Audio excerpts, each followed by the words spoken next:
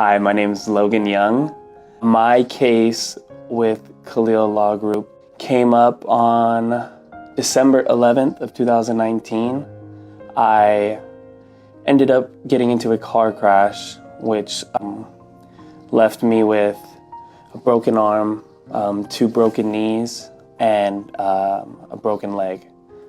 After 3 years of this going on, Khalil Law Group's definitely made it easy for me.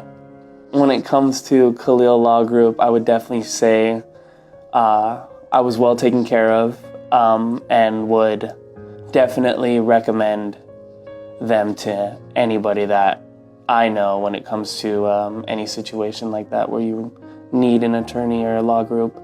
You know, they definitely made it easy, whether that was coming out here and speaking with them or signing papers through email. It all seemed like a process that wasn't so difficult and hard to get through.